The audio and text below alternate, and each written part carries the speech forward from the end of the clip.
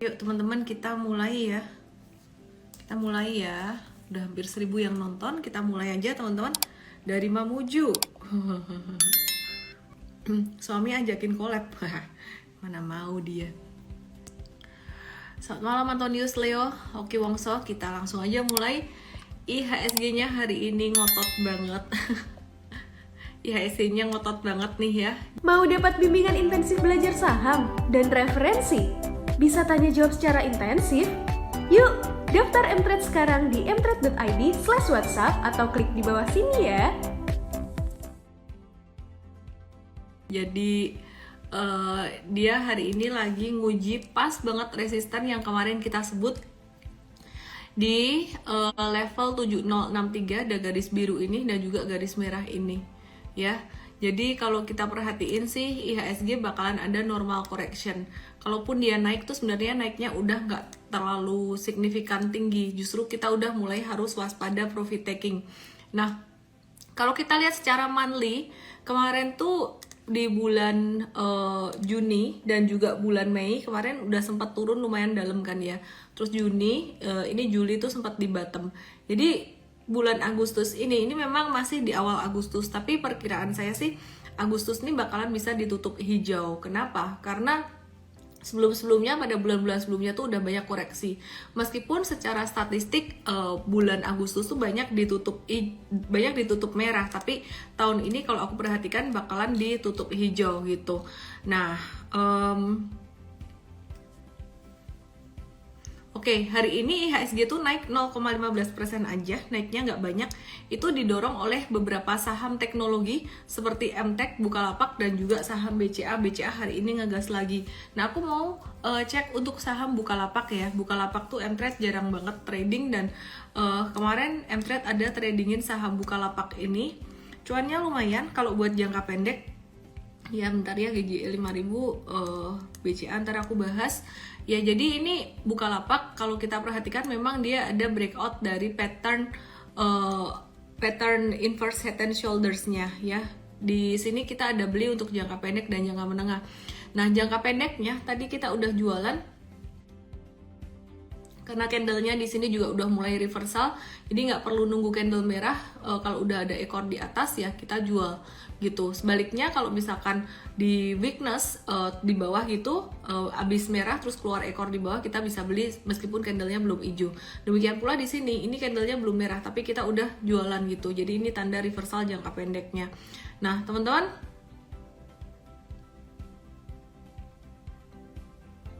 teman-teman, ini lumayan cuannya 6,3 sampai 8,3%. Oke. Apaan sih suruh ikat rambut belakang, jadi nggak pede aku. Taruh belakang aja deh. Oke, abis itu aku akan buka saham MTech ya. Aku akan review saham MTech yang kemarin sempat punya pattern mirip kayak Bukalapak. Oke. MTech ini kita juga ada sempat trading, beli untuk jangka pendek juga. Terus kemudian tadi kita ada profit taking juga untuk MTech ini ya. Lumayan banget guys, lumayan banget. Marketnya nggak terlalu kencang naiknya, tapi ini kita bisa dapat cuan 11 sampai 14% untuk jangka pendek di MTech gitu. Jadi ini dagangan kita hari ini ada jualan untuk MTech cuan 11 sampai 14%, ESA 8 sampai 9%, ini NISP 3 sampai 4%, Bukalapak 6 sampai 8%, BFIN cuan 3 sampai 4%. Ya puji Tuhan sih banyak yang hijau ya. Ini banyak banget yang hijau, jualan hijau dibandingkan jualan merahnya gitu ya. Jadi kesimpulannya teman-teman, kondisi market apapun selalu ada peluang untuk trading. ID10, Kak susah nggak sih belajar trading? Aku pengen banget belajar, dia bilang. Aku mau jawab pertanyaan dari ID10 dulu ya sebelum aku bahas market selengkapnya gitu. Jadi pertanyaan tentang susah nggak sih belajar trading itu, susah atau gampang? Sebenarnya tergantung banyak hal. Yang pertama adalah tergantung dari orangnya sendiri. Tergantung dari orangnya sendiri itu artinya tergantung dari karakter, profil resiko, dan juga kemampuan dia belajar. Ada beberapa orang itu gifted secara trading itu, dia bisa gifted gitu. Memang dia gampang trading gitu ya, gampang sekali belajar trading, berani dan juga terukur resikonya. Tapi ada beberapa orang yang secara emosi itu nggak bisa untuk trading, dia takutan atau dia terlalu berani, itu juga nggak oke gitu. Dan ada beberapa orang juga yang dia memang karakternya lebih, mungkin talentnya lebih ke seni atau gimana tuh, nggak harus semua orang bisa trading, enggak. Tapi kalau investasi hampir semua orang pastinya bisa untuk investasi. Terus Hakli bilang katanya tergantung niat. Sebenarnya yang pertama iya tergantung niat, tapi kadang orang yang udah punya niat banget pun juga masih ada yang nggak bisa, tergantung bakat juga gitu. Dan personality. Kalau aku bilang sebenarnya bukan masalah bakat, tapi personality-nya, psikologinya gitu. Oke? Oke, bentar ya.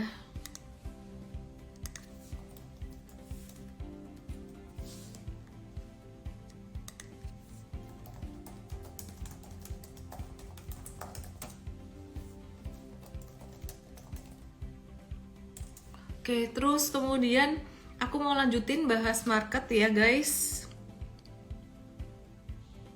Toko bola 2212. Pandangan aku prefer memahami psikologi bandar atau psikologi retail. Bandar itu mungkin yang dimaksud adalah investor gede kali ya. Kalau aku ya jelas memperhatikan gerak atau laju dari investor gede itu kemana. Maka dari itulah kita ngelihat harga dan volume. Sebenarnya harga dan volume ini untuk memperhatikan gerakan dari investor besar itu, mereka lagi beli saham apa aja sih, atau dia lagi jual saham apa aja. Contohnya kayak gini. Ini misalkan nih ya MTEK naik dengan volume transaksi yang tinggi. Nah, siapa yang bisa naikin MTEK sampai segini? Ini pastinya bukan duit retail gitu. Oke ya. Jadi prinsipnya trading, investing selalu follow the big money, karena big money itulah yang bikin harga saham bisa naik kalau dia beli banyak, dan bikin harga saham turun kalau dia jual banyak. Itulah pentingnya analisis teknikal. Banyak orang yang nanya kayak analisis bandarmologi gimana sih? Mungkin ngelihat bid offer, ngelihat siapa yang beli yang jual. Kalau menurut aku sih itu justru terlalu minor ya. Jadi lebih mudah kita melihat analisis teknikalnya dari harga dan volume.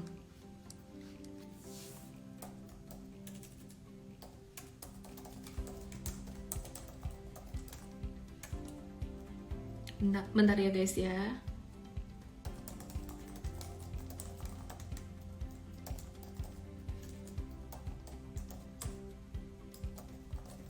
Oke, terus aku mau bahas untuk saham berikutnya dari sektor teknologi,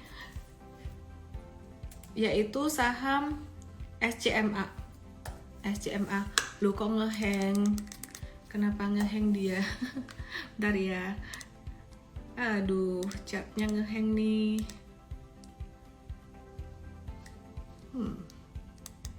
Oke. SCMA.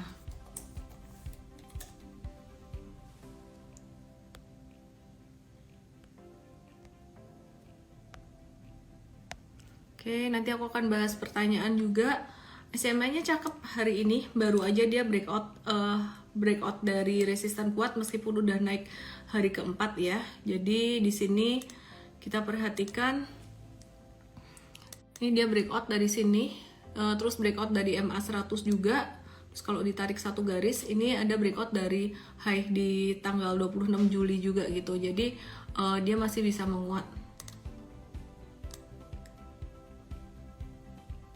sampai 290-an. Ya, jadi akan ada zigzag, tapi dia zigzagnya tuh dia bakalan turun dulu dikit, habis itu bisa naik lagi sampai 290. Disclaimer on ya guys ya. Oke, terus sambil aku bahas untuk saham yang lain hari ini, menarik nih saham semen nih ya. Semen ini menarik, kita akan bahas saham semen. Terus aku mau bahas pertanyaan dari Fajrin RR. Kalau saham bisa dimanipulasi pergerakannya, bagaimana kalau pelaku pasar semua ikut big money? Maksudnya gimana ya? Bukan dimanipulasi ya pergerakannya ya, tapi intinya siapa yang punya modal banyak ya dia yang menang gitu. Siapa yang punya modal banyak dia yang bisa akumulasi di bawah, bisa akumulasi banyak ya, punya barang banyak, dan kalau misalkan harganya naik dia bisa jualan dulu. Kenapa? Karena dia punya modal di bawah. Jadi yang menang adalah yang punya modal banyak ya, dan yang beli di modal bawah gitu. Terus pertanyaannya, kalau pelaku pasar semua ikut big money ya nggak apa-apa dong, bagus dong. Justru emang harusnya gitu dong. Kalau misalkan kita trader nggak ngikutin big money arah geraknya kemana, berarti kita ngikut downtrend. Prinsip dari follow the trend until its end adalah follow the big money. Mereka lagi beli di mana, mereka lagi gerak di mana gitu. Oke.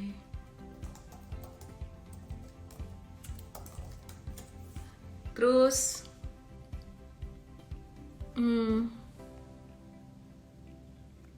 tolong bahas Sido tipis-tipis.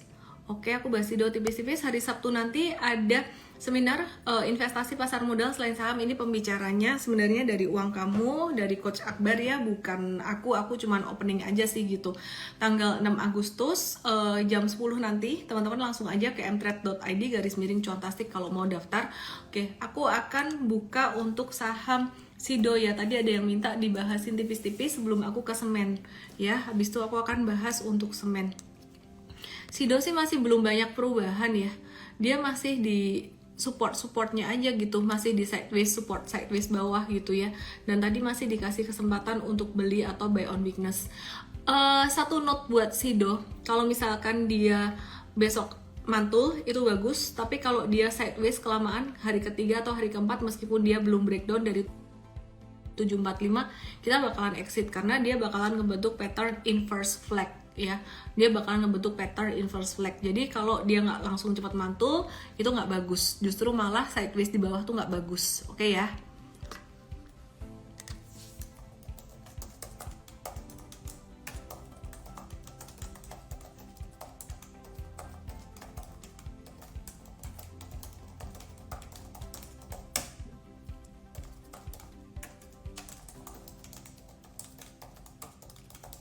Bentar ya guys.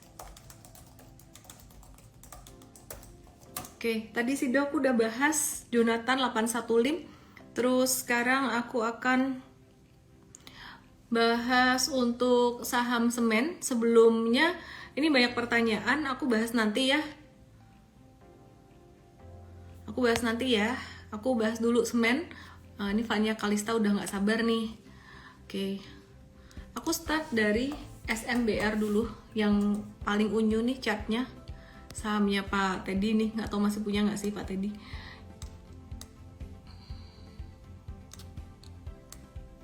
Ya, menurut aku sih SMBR ini cakep banget. Ini cakep banget SMBR ini ya. Jadi dia pas lagi turun, dia volumenya turun juga. Nah terus pas dia lagi naik di sini, ini volume transaksinya naik tinggi. Terus dia turun, volume transaksinya turun. Dia naik lagi, volume transaksinya tinggi lagi. Dan ini bagus banget, cakep banget untuk SMBR. Ini dia ngebentuk satu low, di sini ngebentuk higher low. Nah, tadi sebenarnya kalau kita perhatikan dia tuh udah ada breakout dikit gitu. Nah, dia bakalan menuju kemana SMBR nih? Dia bisa naik sampai ke 500 terus bisa naik lagi sampai ke 520 kira-kira di situ. Jadi ini udah mulai ada tanda-tanda akumulasi. Bagus ya. Budi Kaing masih pegang tuh SMBR. Terus selain SMBR aku mau bahas untuk saham SMGR dan juga INTP pastinya. Mtrade ada di SMBR, INTP juga ada, SMGR sih ada tapi kita hold jangka panjang sih ya. Oke, semen Indonesia-nya ini bagus juga tadi, dia breakout juga dengan volume transaksi tinggi, tapi kita udah ada di SMBR dan juga INTP, jadi kita nggak ambil semuanya. Nah ini breakout sideways-nya cakep ya, untuk semen Indonesia dia bisa koreksi normal sampai 66, terus abis itu naik lagi, zigzag bisa sampai ke 7.200 zigzagnya ya nggak kayak gini sih guys, ini tangan aku yang lagi tremor aja. Ya, bisa sampai 7.200 ini ada MA 200 cukup kuat. Jadi aku mulai ngelihat untuk saham-saham semen ini udah mulai ada recovery. Faktor apa yang menyebabkan semen naik nanti akan dibahas bareng Coach Merlin. Kalau dari hemat saya sih, dari pendapat saya sih sebenarnya karena perekonomian juga sudah mulai recover, udah mulai ada pembangunan di sana sini dan juga pembangunan di IKN juga gitu. Terus kita mesti cek juga untuk harga batu baranya karena biasanya kebalikan sama harga batu bara. Nah terus kita akan lihat untuk satu lagi semen di Indosemen. Semen nggak hold yang panjang-panjang banget, kita holdnya follow the trend until its end aja gitu. Kentio disclaimer on, oh ya, thank you ya. Jadi investasi saham mengandung resiko yang teman-teman mesti antisipasi sendiri, nggak ada kepastian di saham, oke? Oke, kita coba lihat INTP Indosemen. Kita tadi ada masuk di sini di INTP, guys. Nah, woi, Iis gaya, akses gak direkom di Mtrade, nggak ada akses nih. Akses gak ada, ya makanya ikut real time aja Iis gaya. Gak ada ya jualannya Mei kemarin. Oke, kita lanjut ke INTP ya. INTP. Nah, INTP ini Mtrade ada beli. Kita coba cari resisten jangka pendeknya. Resisten jangka pendeknya untuk INTP ini ada sekitar level 9775. Di sini ditulis 99 tapi aku akan ganti di 9775. 9775 ya. Terus ini INTP bakalan naik dikit, koreksi normal, abis itu dia akan naik lagi ke 10.000 resisten round numbernya, dan bisa naik lagi sampai 10.350 dalam jangka menengah rentang waktu kurang dari 3 bulan, kira-kira segitu. Jadi aku ngelihat untuk INTP ini udah, untuk semen-semenan udah mulai bagus. Terus kemudian komoditas non energi seperti contohnya INKP itu valuasinya juga udah mulai murah banget. INKP, TKIM itu juga udah cukup menarik ya, meskipun hari ini tadi naiknya nggak ada volume, cuma 1,63%. Ini ada INKP, terus TKIM kita masih watch, Mtrade belum beli lagi untuk INKP-nya ya. Tekim sih kita ada ya, jadi untuk INKP kita masih watch. Terus kemudian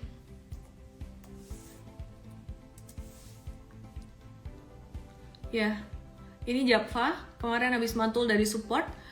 Poultry kita juga watch. Jadi komoditi non energi kita akan mulai lihat ya teman-teman ya. Komoditi non energi itu salah satunya juga semen tadi. Oke, terus kemarin kita ada sempat bahas beberapa saham dari sektor telekomunikasi, seperti contohnya Excel dan juga tower-toweran ya, tower dan tebik. Aku mau review lagi untuk beberapa saham ini. Nah, untuk Excel sendiri kita udah beli beberapa hari kemarin sih tepatnya, dan hari ini kena resisten jangka pendek gitu di MA 100. Terus normal aja koreksinya, tapi ini masih menarik untuk EXCL dan juga kawan-kawannya lain dari sektor telekomunikasi. Nah, kita juga mau lihat untuk TOWR guys. TOWR ini dari sektor tower ya, tower-toweran nih ya, industri tower-toweran ini breakout kenceng, bagus banget. Ini bakalan naiknya lebih cepat lagi. Jadi ini ada higher low terus, dan dia bakalan menuju ke 13.35. Yang udah punya hold aja, yang belum punya ya nonton aja sih. Udah ketinggian naiknya, Mtrade udah masuk lagi beberapa hari kemarin gitu. Jadi udah re-entry Mtrade beberapa hari kemarin. Jadi kalau nggak mau telat sih join Mtrade aja guys, karena Mtrade tuh real time ya. Kalau di aku kan end of day-nya tuh review hari ini dan juga prediksi besok, antisipasi besok, which is kalau antisipasi atau watchlist besok tuh belum tentu kita beli juga gitu. Ada yang kita beli, contohnya kayak ESA beberapa hari kemarin kita beli, tapi ada yang kita nggak beli juga gitu. Nah, terus kemudian TBIG, Tebik tadi kita jual, kenapa? Karena intraday-nya dia sempat agak-agak ngayun gitu, sempat agak turun. Meskipun sore harinya dia naik lagi. Jadi kita lindungi profit dulu tadi Tebiknya ya. Jadi sempat keluar ekor gitu, kita sempat jualan. Nah, Mtrade masih ngehold untuk TOWR-nya. HNMR sale borong Sido besok. Oke, aku mention lagi ya. Sido tuh di bawah apa namanya? Sido itu di bawah, kalau dia sideways kelamaan di support itu dia nggak bagus juga, dia bakalan membentuk pattern inverse flag. Nih, perhatikan.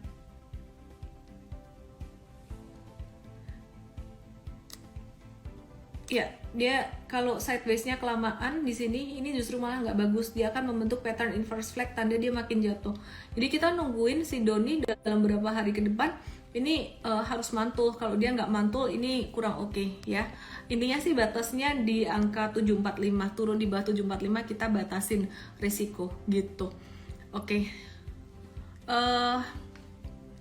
CPO ini belum jalan, teman-teman. Kita akan mulai lihat untuk CPO ya guys ya. Banyak yang minta BCA, abis CPO aku bahas BCA deh. Ini LSIP dia bagus chartnya tadi, cakep untuk LSIP. Jadi 1, 2, dia ngebentuk higher low. Dalam jangka pendek bisa menuju ke 1260. Path-nya kira-kira bakalan gini nih, naik, turun dikit, terus bisa naik lagi ke 1310, kira-kira kayak gini. Disclaimer on, terus kemudian kita juga punya AALI untuk kita watch.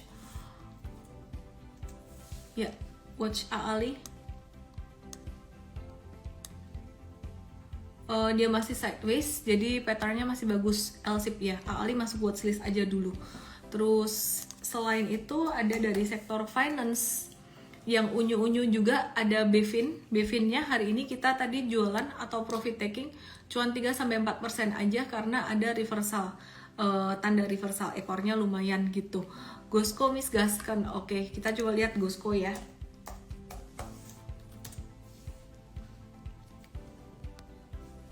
Kita coba lihat Gosco. Malam ini kita akan ngobrol bareng dengan Coach Merlin. Ya, Gosco masih di area support juga sih. Trennya cukup oke, naik. Tapi kalau aku pribadi, aku lebih suka lihat patternnya sektor semen SMBR, SMGR, INTP hari ini bagus banget.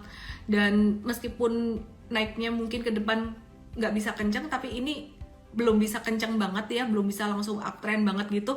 Tapi ini tanda-tanda awal akumulasi untuk sektor semen. Jadi INTP, SMBR, SMGR itu oke. Oke. Hari ini asing masih net buy bagus sih ya. Jadi di bulan Agustus nih, awal Agustus kayaknya pada quote on quote balas dendam gitu. Kalau sebelumnya di bulan Juli kemarin banyak banget net sell-nya, hari ini beberapa hari ini tuh banyak net buy, dan net buy-nya tuh hari ini tuh banyak banget guys. 1,04 triliun didominasi lagi-lagi saham blue chip. BCA tuh di net buy asing 657 miliar. Makanya teman-teman aku bilang berkali-kali kalau BCA jatuh tuh nggak usah takut. Jadi dulu support kuat BCA 7250 sempat breakdown dikit. Aku nggak tahu teman-teman beli atau enggak. Kalau teman-teman nanya aku jualan nggak waktu itu, nggak gitu. Jadi aku masih ngehold BCA gitu. Dan kemudian TLKM diborong asing 153,5 miliar, Bank Mandiri 79,9 miliar, Astra International 43,8 miliar, dan TOWR 42 miliar. Jadi kita bisa lihat asing tuh suka saham-saham apa aja ya, saham-saham kayak gini muter-muter di sini. Nah, aku mau review untuk saham ASII ya. ASII ini cukup menarik menurutku karena dia satu perusahaan konglomerasi dan valuasinya belum begitu mahal. Dibilang terdiskon banget ya nggak juga, tapi valuasinya belum begitu mahal.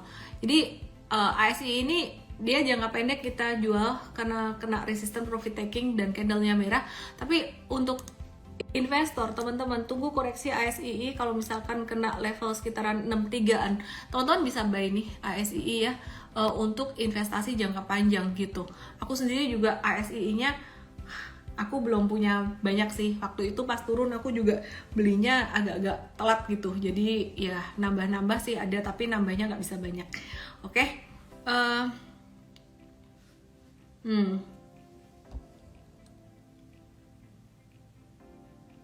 ESA justru malah hari ini kita jual. Ini banyak yang nanya ESA juga ya, lumayan hype. Jangka pendek sih kita jual untuk ESA, tapi kita masih punya jangka menengah. Ya, dari jangka menengah tuh dari 20 Juli tuh di sini nih kita beli jangka menengah, breakout pattern double bottomnya kita masih hold jangka menengah, jangka pendeknya jual. Jadi kalau bingung buat jangka pendek atau jangka menengah sih jual separuh aja gitu, hold separuh lagi.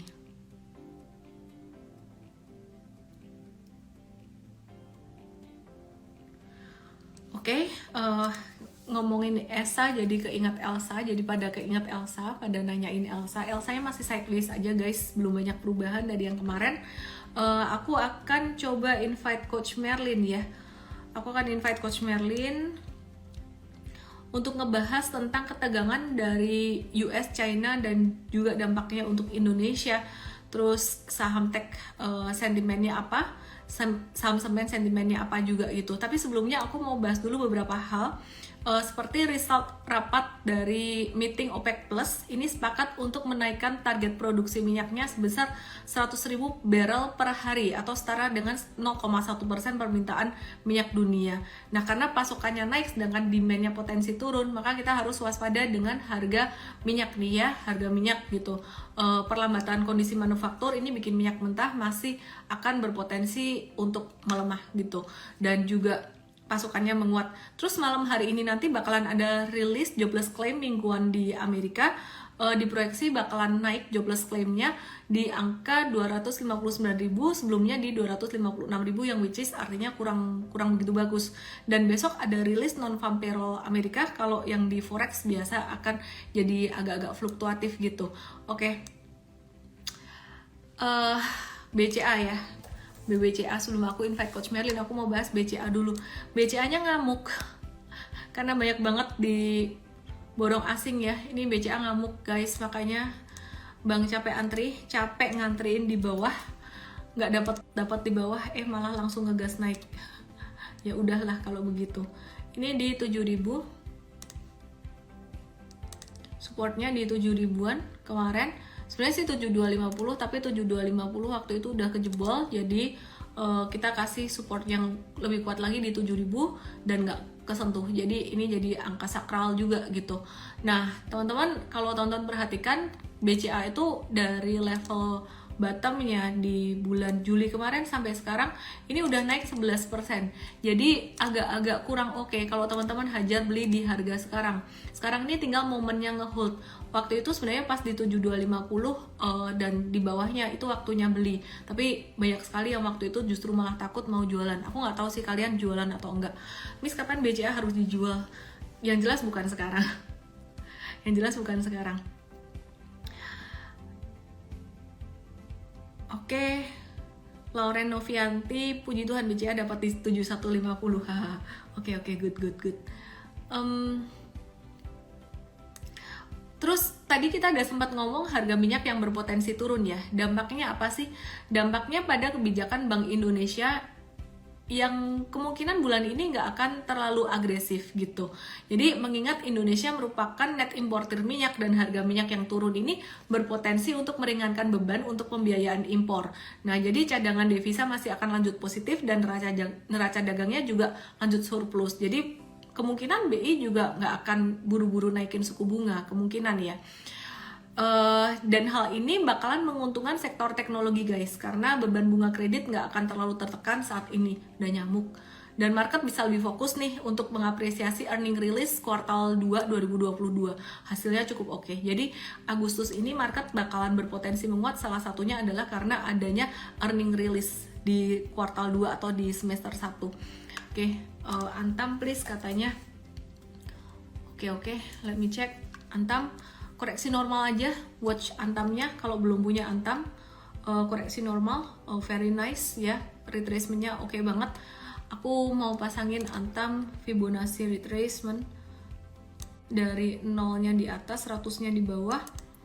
Dia berpotensi untuk koreksi sampai level 1870, 1800 sampai 1870. Tunggu ya.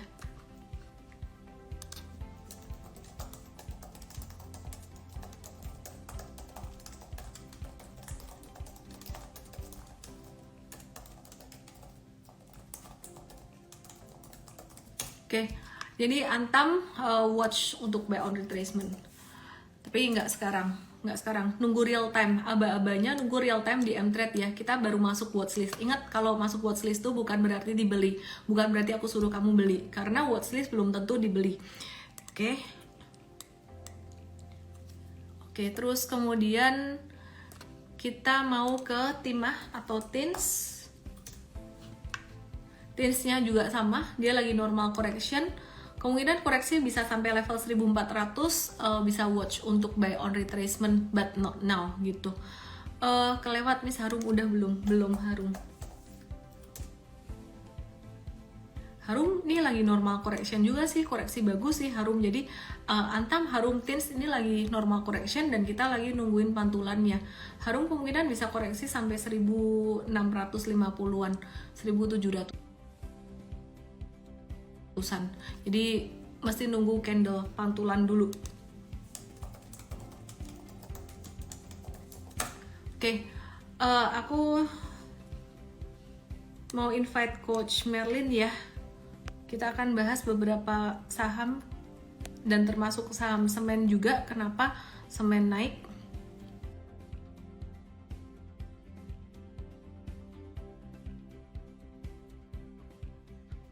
Sepi banget di sini.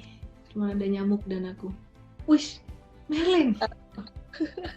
Halo Miss. Aku pikir coach baru, siapa ini Mer?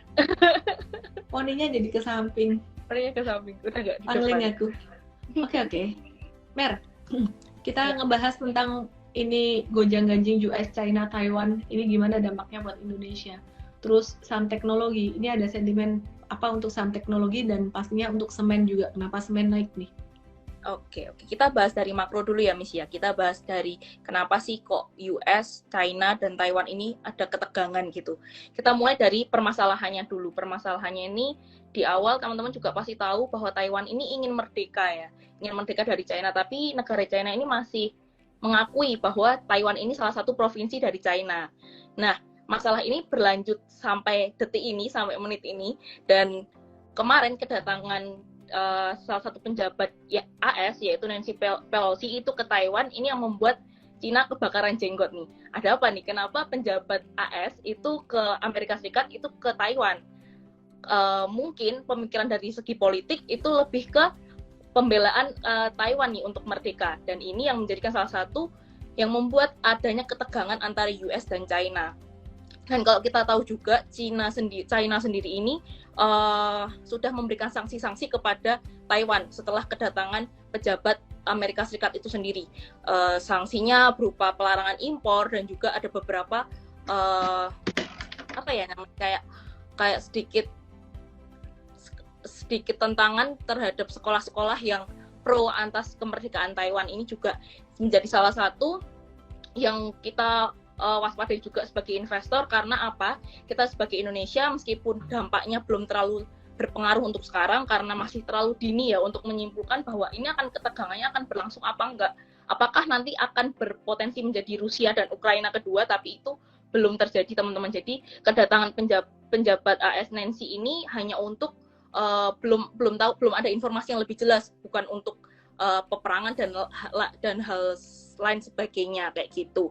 Dan kalau dari Indonesia sendiri ini dampaknya masih dampak buruknya kita lihat dari downside-nya dulu. Resikonya itu karena kita banyak ekspor dan impor barang ke China ya Miss ya, seperti retail seperti Ajas dan juga MAPI ini juga banyak barang dari China, dan ini akan mengganggu supply-nya, jadi kita mengganggu distribusi barangnya antara kedua negara, antara China dan juga Indonesia. Dan juga kalau kita lihat dari sisi positifnya, mungkin sektor komoditas masih akan terus diminati, dan sektor energi juga masih akan menjadikan salah satu yang cukup positif bagi negara Indonesia, karena kita tahu kalau Indonesia ini menjadi salah satu produsen dari sektor energi tersebut gitu. Komennya nih lo netizen, ya ampun, dibilang kamu mau nikah katanya. Bikin jadi nggak fokus tuh. Oke. Ya, kita sekarang mau ngomongin sektor teknologi. Ada sentimen apa untuk sektor teknologi? Iya, tadi misalnya udah jelasin sedikit ya, kenapa kok sektor tech itu cukup menguat, karena di akhir-akhir ini kita tahu juga suku bunga Indonesia udah masih ditahan dari hasil rapat kedua kali, waktu inflasi udah mencapai 4%, itu kita juga masih menahan suku bunga, BI masih menahan suku bunga. Ini menjadikan salah satu catalyst yang cukup positif.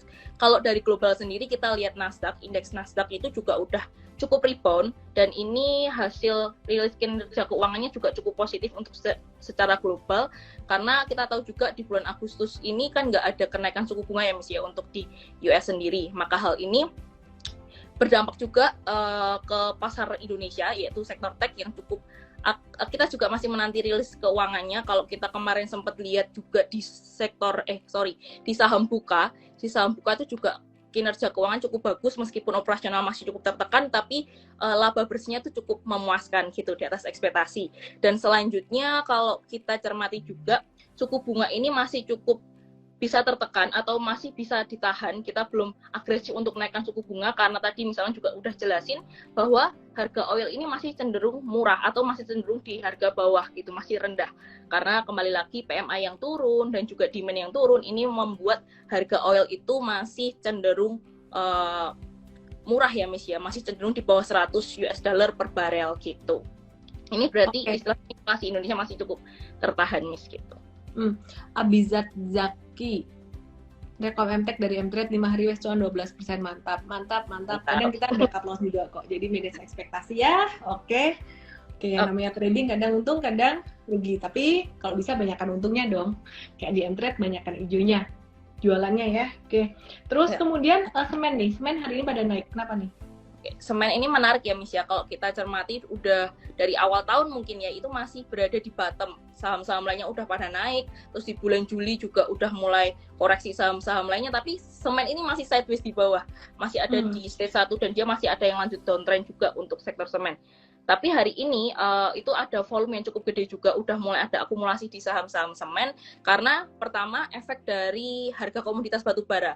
Kalau teman-teman udah join Mtrade, udah ikut live IG Miss Ellen, pasti udah paham banget kenapa semen berkorelasi dengan batu bara, karena bahan baku semen itu adalah batu bara teman-teman. Jadi salah satu bahan utama untuk semen itu salah satu bahan semen itu batu bara.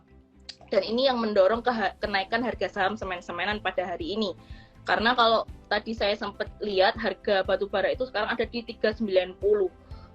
Kemarin tertingginya ada di 430-an kalau nggak salah. Itu serta proyek pembangunan IKN ini udah mulai mendapatkan fokus kembali Miss, setelah kemarin pemerintah fokusnya ke COVID, pemerintah fokusnya kepada perbaikan ekonomi, tapi ini perbaikan ekonomi udah mulai terjadi dan fokus pemerintah kembali ke IKN kayak gitu. Dan juga bulan ini harusnya udah mulai untuk proyek IKN ya Miss ya, pada bulan Agustus ini. Tadi saya juga sempat baca sedikit tentang baca riset sedikit tentang pelaksanaan groundbreaking di IKN ini juga akan terjadi di bulan ini juga.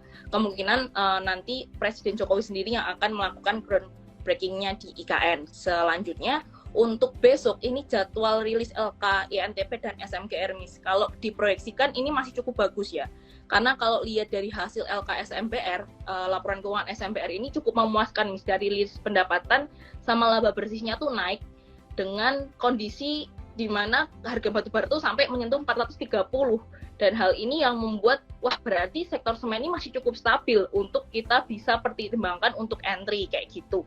Kalau dari segi investing ya, kalau untuk trading mungkin kita bisa view-nya melalui secara teknikal, dan juga kalau dibandingkan untuk dari LK SMBR sendiri, karena yang udah rilis tuh SMBR ya teman-teman ya, dibandingkan tahun lalu di tengah harga batu bara yang masih naik juga, ini masih cukup bisa bertahan gitu Miss, masih cukup stabil untuk sektor semenan ini kayak gitu. Diproyeksikan lanjut silakan. Iya, diproyeksikan untuk SMGR dan INTP tercermin juga dari LK si SMBR itu Miss kayak gitu. Perstiandian sering disebut jangka pendek, menengah panjang, itu berapa lama? Jangka pendek itu rentang waktu beberapa hari, yang jelas kurang dari 1 bulan. Jangka menengah itu beberapa bulan, 3-6 bulan. Tapi kalau misalkan sebelum 3 bulan atau bahkan sebelum sebulan ternyata dia jelek atau breakdown, ya kita jual gitu.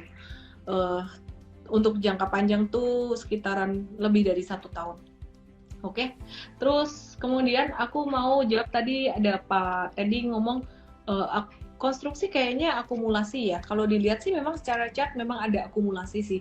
Tapi teman-teman, akumulasi ya, nih aku mau kasih note dulu nih, perhatikan baik-baik. Ini Adi, oke ya, Adikarya itu udah sempat naik di bulan Juni, 8 Juni, terus 23 Juni, ini naik dengan volume transaksi sangat tinggi.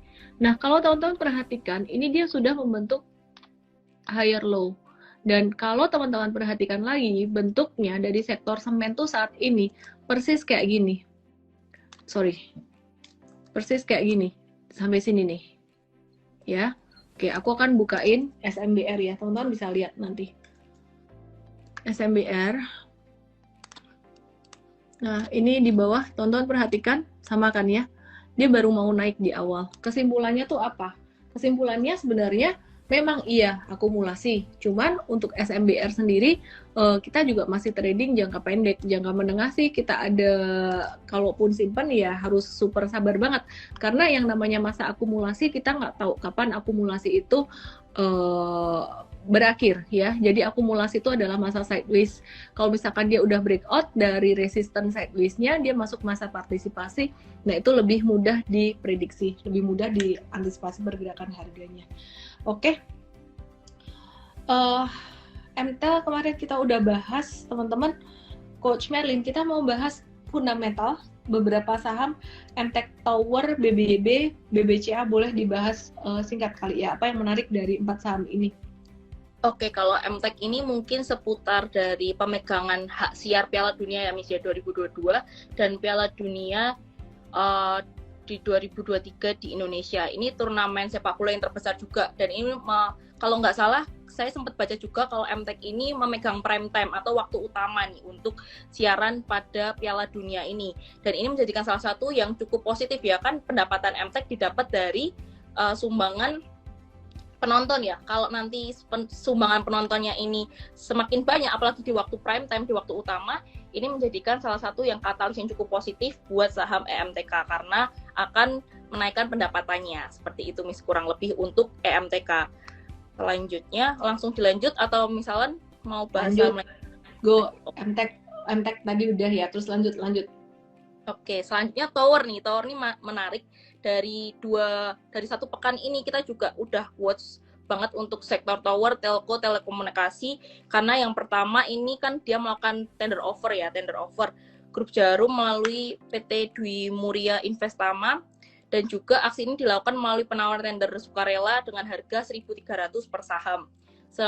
Selanjutnya aksi tender offer ini tersebut resmi dilakukan mulai hari ini selama 30 hari hingga 2 September 2022 mendatang. Dan kalau kita lihat sektor telco dan sektor tower-tower ini masih menarik. Kenapa? Karena adanya transisi dari 3G ke 4G ini juga menjadi salah satu yang juga katalis yang cukup positif untuk telekomunikasi ya, mungkin lebih ke Telkom, ISAT dan juga Excel ya gitu untuk segalanya. Dan downside-nya mungkin RI tahun ini akan lebih banyak melakukan perubahan dari 4G ke 3G ini, infrastrukturnya akan lebih banyak dan ini akan menggerus biaya operasional yang lebih besar, seperti itu. Dan selanjutnya nih kita mau bahas BBYB ya Miss ya. BBYB mau red issue nih. Jadi kalau diperhatikan red issue-nya tuh dia bakalan keluarin saham baru sekitaran 5 miliar lembar saham. Nah, kalau dihitung-hitung sih kira-kira dia bakalan dapat duit tuh 5 triliun di harga red issue-nya tuh 1.300 sampai 1.800 gitu. Rasionya 2,1 sampai 3,1. Nah, red issue ini bagus nggak sih sebenarnya? Kalau aksi korporasi itu sebenarnya lebih bagus buyback daripada red issue. Karena kalau red issue, teman-teman punya saham itu terdilusi. Terdilusi itu artinya gimana? Misalkan teman-teman punya nih 100.000 lembar saham dari 500.000. Nah, berarti teman-teman punya 20% dong ya. Kalau dapat dividen, yang banyak tuh. Nah, terus dia ada red issue lagi, misalkan 500.000 lagi lembar saham. Teman-teman tetap punya 100.000, teman-teman nggak tebus saham yang baru itu. Jadi sekarang teman-teman jadi punya cuma 10% aja. Itu yang disebut dengan dilusi. Jadi kalau red issue, teman-teman nggak tebus saham barunya, teman-teman kena dilusi, dan nanti pas pembagian dividen juga itu akan terpengaruh gitu. Kemudian harga setelah red issue juga akan di-adjust gitu ya. Oke, mungkin dilanjutin dengan BCA kali, Mer. Oke, untuk BCA sendiri ini masih cukup positif ya teman-teman. Bcaps juga kemarin mungkin Coach Tasya juga udah jelasin secara lengkap dan terperinci. Dan kalau untuk BCA ini ada update terbaru lewat rilis DPK-nya, DPK Falas BCA ini tumbuh 9,3% teman-teman, di mana menjadi 69 triliun nih untuk di bulan Juni 2022 ini. Selanjutnya sejalan dengan hal tersebut tuh transaksi valuta asing itu juga cukup besar ya untuk di BCA sendiri. Dan kalau kita cermati juga kenapa kok transaksinya cukup besar, karena akhir-akhir ini kan memang nilai rupiah kita cukup tertekan dan permintaan akan dolar, permintaan akan mata uang lainnya itu cukup tinggi misalnya dibandingkan dengan transaksi biasa, karena kita tahu kalau ada beberapa orang yang masih diversifikasi dengan investasi di dolar, investasi di mata uang lainnya itu juga menjadi salah satu keuntungan atau pendapatan dari si BCA ini sendiri. Maka dari itu DPK-nya bisa tinggi gitu, Miss. Aku bahas friend ya, ini banyak yang minta friend nih. Ya, jadi friend ini liquid banget sih dia. Ya masih uptrend aja sih. Teman-teman kalau mau beli dekat area 100 aja. Sekarang udah agak-agak ketinggian. Terus kemarin kita ada bahas juga untuk beberapa saham telco lainnya, ISAT udah ketinggian, jangan masuk. Kita suka di Excel karena Excel baru naik gitu. Kemarin kita ada masuk, cuman ini lagi masa wait and see juga, tinggal nge-hold aja sih untuk Excel-nya. Ya intinya udah agak telat sebenarnya kalau masuk sekarang. Dan ini yang lagi retrace tuh metals. Jadi jangan cuma lihat saham yang mau naik-naik aja, lihat yang lagi retrace juga. Metals ini retrace, kita akan lihat beberapa hari ke depan kalau misalkan ada keluar tanda-tanda pantulan, kita bisa buy on weakness ya. Jadi info real time-nya didapat dari Mtrade, teman-teman langsung aja join Mtrade karena Mtrade sekarang lagi ada promo Merdeka Fiesta. Teman-teman jangan lupa join seminar Cuantastik Sabtu nanti, investasi pasar modal selain saham. Kalau udah join Mtrade bakalan dapat gratis. Langsung aja join Mtrade dengan cara kunjungi ke mtrade.id/WhatsApp. Semoga bermanfaat, sehat selalu semuanya dan salam profit. Thank you Coach Merlin. Bye-bye. Sehat selalu. Bye. Jangan lupa download aplikasi Mtrade di Android dan nikmati edukasi premium sekarang.